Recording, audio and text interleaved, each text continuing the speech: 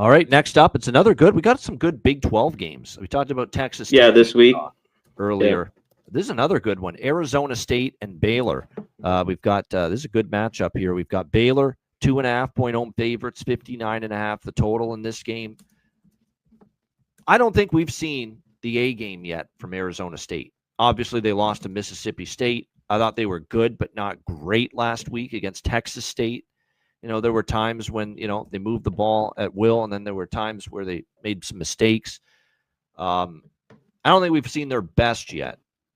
And they're going to need probably closer to their best here against Baylor. Certainly Baylor's offense, which we know can throw the football. It's been weird with Baylor. They've struggled to run it, this Baylor team, big time. But, boy, they've got a great passing game.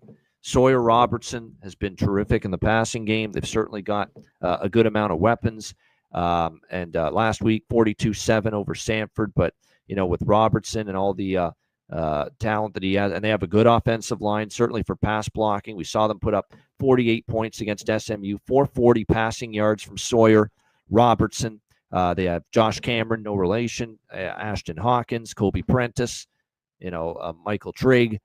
They got a lot of good weapons at receiver, Baylor. So, and the key is going to be Arizona State secondary, because that's going to be the handicap moving forward facing Baylor. If you have a good secondary, you can hold up with your pass defense, there's a good chance that you're going to be able to beat Baylor. And when you look at this Baylor team as far as their Arizona State, rather, as far as their pass defense is concerned, it's concerning. They've given up 235 through the air. They've given up, 63% completions. The number of completions is in the bottom part of the FBS. Like I said, 96th as far as passing yards per game allowed. We remember what Blake Shapen, a former Baylor quarterback, was able to do with Mississippi State against Arizona State a couple of weeks ago. He threw for 279, 3 touchdowns, no interceptions in that game. There's a couple of receivers that went off. Blown coverage on the game-winning touchdown for Mississippi State in that game, for Arizona State, I should say, a blown coverage against Mississippi State. That's concerning. That's a matchup concern, because Arizona State has shown a little vulnerability in the secondary, and that's where Baylor can punish you with that passing game. So I love me some Kenny Dillingham. He's a great coach. He's done amazing work with this team, but I'm worried about that secondary, and I'm leaning Baylor a little bit, at least, as long as it doesn't get above 3. I would probably say Baylor team total. Take the worry out of their defense, because their defense is still not great. It's been a constant problem for Dave Aranda. It's just not reliable. I think this game could go over the 59.5 too. But what I would say is, if you like Baylor, at the very least, split it up, your bet between the -2.5 and the team total over, or just put it all in the team total over.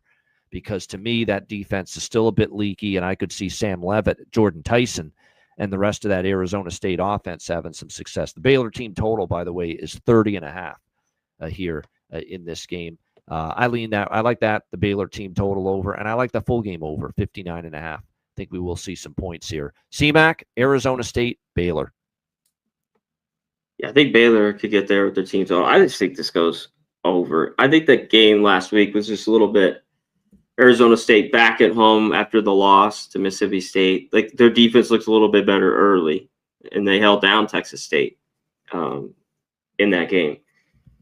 But I just think this is a shoot. I don't know how Baylor stops Arizona State, really. And Baylor just is going to continue to sling it around. This, to me, is over. I'm not taking an under in this Baylor game. Over. I don't blame you. All right.